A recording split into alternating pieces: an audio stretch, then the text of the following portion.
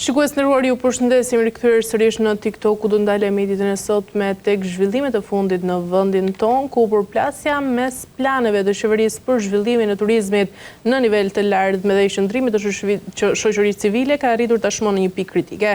Vendimi i autoriteteve për t'i dhënë statusin e investitorit të posaçëm një firme të lidhur me familjen e Donald Trump po shoqërohet tashmë ashtu si kemi parë gjatë këtyre ditëve me protesta të përditshme përpara kryeministrisë në Tiranë.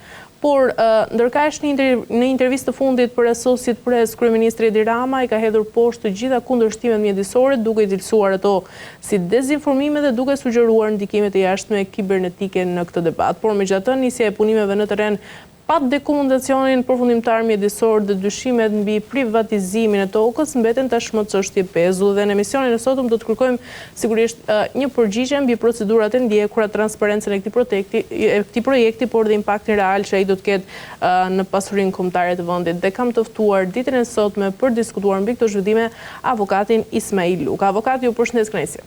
Përshëndetje dhe ju, Risela, faleminderit për ftesën. Atëherë, avokat, unë fillimisht do doja të ndalesha tashmë tek protestat që po ndodhin në vendin ton, kundërshtimet nga vetë kryeministri shqiptar Edi Rama sa i përket projektit të Zvërnecit dhe nëse mundeni të na informoni më shumë rreth këtyre çështjeve dhe zhvillimeve të fundit në vendin ton.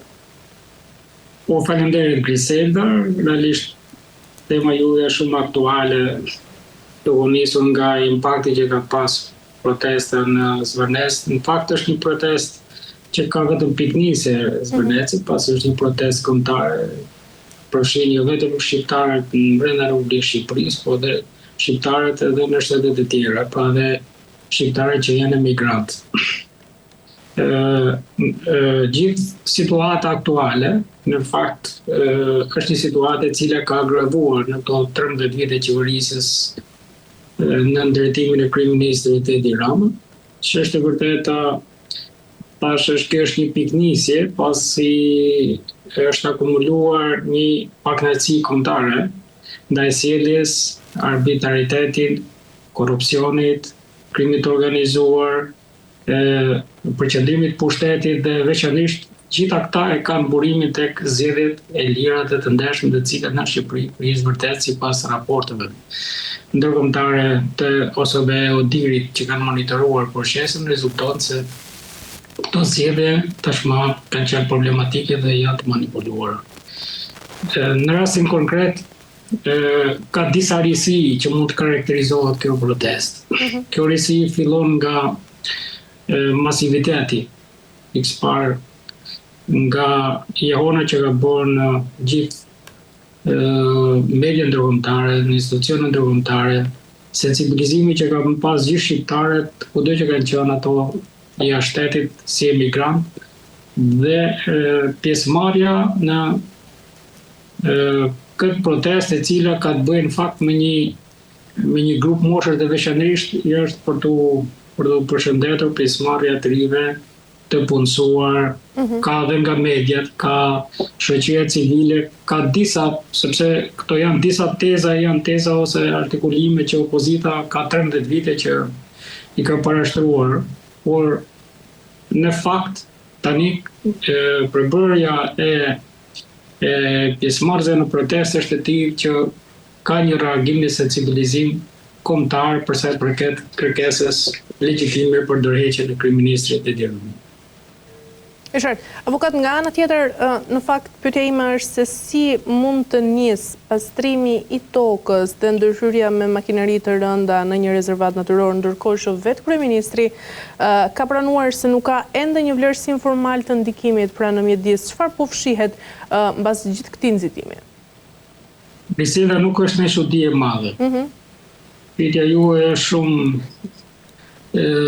domethënë se por e ka kontekstin e përgjigjes brenda veprimtarisë kësaj qeverie në këto vite.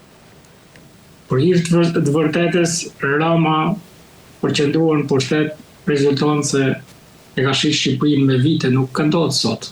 Tash Zvërneci ka qenë thjesht një piknisje. Kemi paketën e maleve, që është më e fundit, kemi ligjin për investitorë strategjik.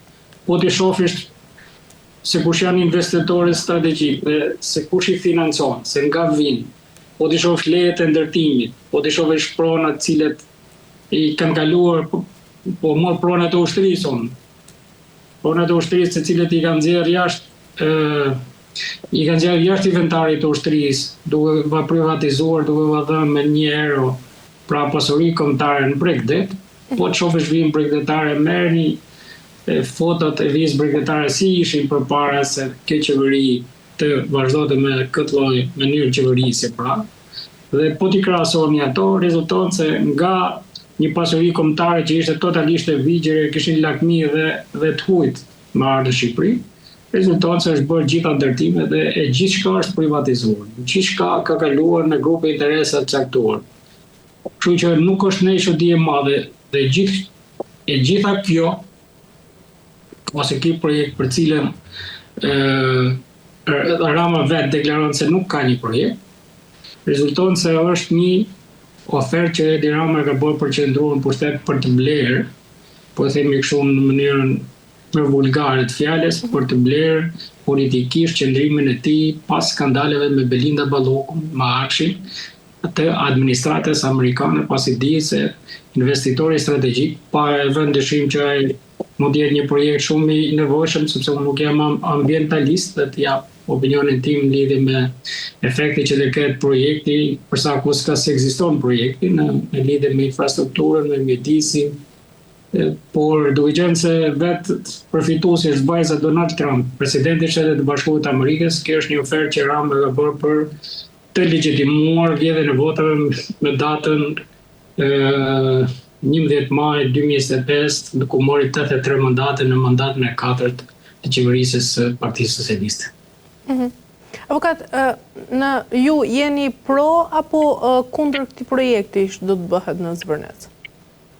Unë nuk jam kundër asnjë projekti, por projekti do të bëhet në përputhje me legjislacionin në fuqi, përputhje me interesin publik. Kështu që unë nuk mund të them, sepse për sa kohë ka një projekt, nuk mund të marr një qëndrim pro ose kundër. Unë jam çdo lloj projekti që sjell zhvillim, sjell mbështetje, sjell të ardhmën. Por ai projekt po e mor kështu, po e quaj projekt sepse vetë Rama deklaron se s'ka projekt. Gjithsesi në Zvërnec, këto ditët e fundit media ka publikuar që ka dhënë dhe 3 lejet e tjera ndërtimi, ai që thotë që s'ka dhënë leja. Rezulton që ai është një projekt që do të shërbehet hujve. Fundit aty mund të ketë interesa ekonomike investitori, por edhe turistët që do vinë aty, dhe jenë turistat huaj, sepse nuk mundet me ato koste e investimi që do bëhen aty, ose me kostet e shpenzimit që do ketë, që qytetarë shqiptarë tash jenë atë projekt. Aq më shumë që ajo është një pikë që është pika strategjike që ka pas Shqipëria edhe në kohën e diktaturës. Është nga ana tjetër, avokat, nëse gjithçka që ka supozuar vetë kryeministri pra është e pastër dhe ligjore, pse nga ana tjetër s'pak ka hapur urgjentisht, po i shuaj një hetim për pronësinë e tokës ku do ndërtoj vetë ëndri Donald Trump i Jared Kushner. Pra, mendoni se rrezikon ky projekt ndoshta të bllokohet nesër nga drejtësia? Tani me thënë drejtën, do u nisë nga unë kam besim ke drejtësia, se unë jam pjesë e sistemit drejtësisë, jam profesion avokat, kam besim ke drejtësia, por me thënë drejtën drejtësia lëviz avash, në sidomos pengesa që i kanë nxjerrë strukturës posaçme qeverisja, sepse gjithë pushtetet janë përqendruar në një dorë, janë në dorën e Edi Ramës.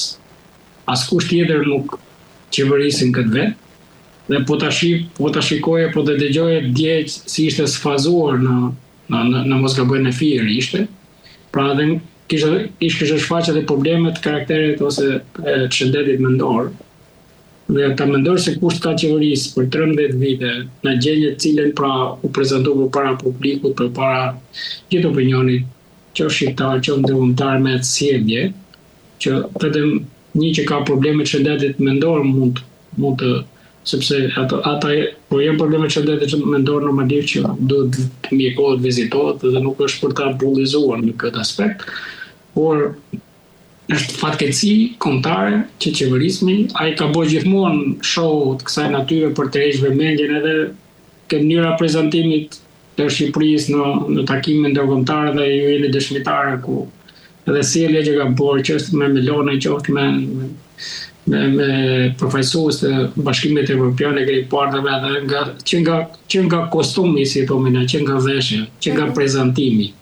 Pra, sepse ato janë takime zyrtare, janë takime të cilat kanë etik, ka dhe një protokoll zyrtar. Kis një pas një lloj protokolli, si pas asgjë. Kështu që nuk mendoj unë se ky projekt mund ta shpëtojë Ramën më tashmë nga situata në cilët të ndodhet. Avokat, nga ana tjetër, si keni parë edhe atë që ndodhi në Zvërnec për atë ditën e parë të protestës, ku njëri nga protestuesit është tërhequr zvarr nga siguria private dhe reagimin e vonuar të policisë së shtetit, si e keni parë? Do jenë akte barbare. Që tani të diskutohen ato akte në kohën në cilën jetojmë ne, janë akte krejt barbare, natyrisht që policia e shtetit mban gjithmonë anën, sepse prandaj policia e shtetit nuk është misionare për të garantuar rendin dhe sigurinë publike, nuk është për të garantuar projektet e Edi Ramës. Ja po të bëj një krahasim thjesht në Griselda. Në protestet e opozitës, di protestet e fundit, po të bëj një krahasim thjesht. Policia e shtetit ka reaguar pa përfunduar protesta, që se keni parë. Pra ka reaguar me gaz të cilës i ka sulmuar protestuesit. Pa sulmuar akoma, pa edhe ato flagadanet në kryeministri, ndërkohë që atje të riqeshin zvarr dhe policia e shtetit heshte. Heshte sepse aty ishte vetë kryeministri i cili kishte interesin publik, sikur se ta thash, është një pronë shteti shqiptar cilët ja ka ofruar investitorëve pikërisht për që ndruan në pushtet. Unë mendoj se zgjimi i protestuesve ndoshta shumë i vogël. Se tash këto janë kauzat cilat janë